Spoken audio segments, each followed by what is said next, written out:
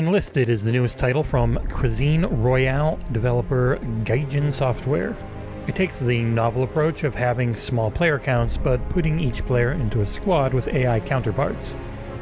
Cuisine Royale, unlike this one though, allowed you to properly move and aim like someone who knew how to use their limbs. Instead, Enlisted takes the approach of, what if I woke up one day and had no idea how to use my limbs properly?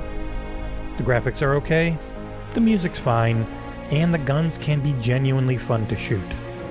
Is that enough to redeem this eventually free-to-play game though? That's the question. Let's find out.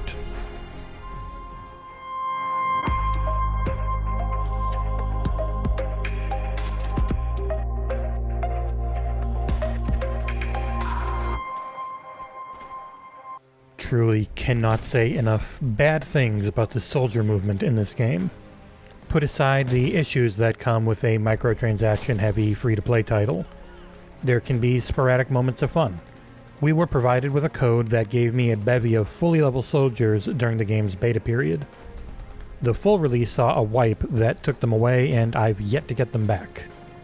If this happened to me, then I fear for any paying customers that bought the $30 or $50 US version of the game to get these leveled up soldiers.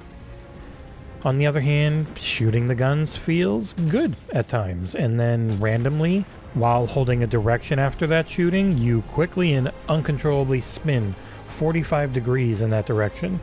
It is infuriating, and I have not been able to find a control option anywhere to stop it. Along with that soldier combat, there is also tank and plane combat. None of it's good. There are multiple maps for both current campaigns, 4 are planned in total, and none of these stand out either. Enlisted's best parts are all thoroughly mediocre, and its worst parts are truly dreadful. Take the music, it's well made, but it's standard generic World War II fare that just doesn't stand out from the crowd. And again, I have to go back to that soldier movement. Not only will you randomly swivel uncontrollably at times, but you are incredibly slow, and everything you do feels like your player-controlled character is recovering from a severe concussion. I guess this was done to make things feel more realistic and tactical, but it simply does not work. The game also wants you to grind to build up your squads.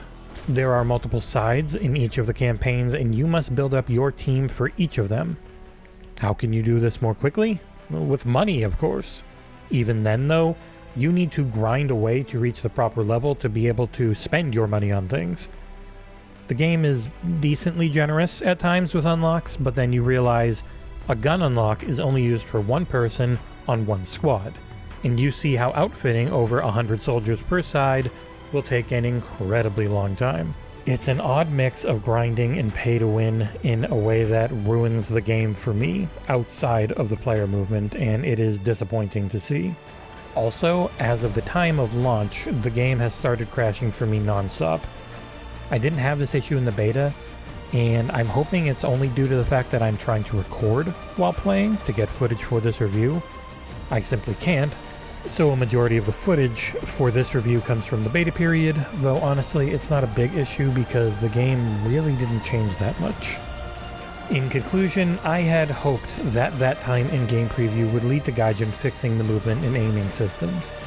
I never had much hope for how the squad system would work with the free-to-play nature of the title, but if the gameplay were solid, then I could still recommend giving it a shot. In the end though, it is a bad playing, poorly set up, mediocre looking game that you should avoid unless you are desperate to go murder a bunch of poorly scripted AI with some friends. Even then, only do it when it's free to play.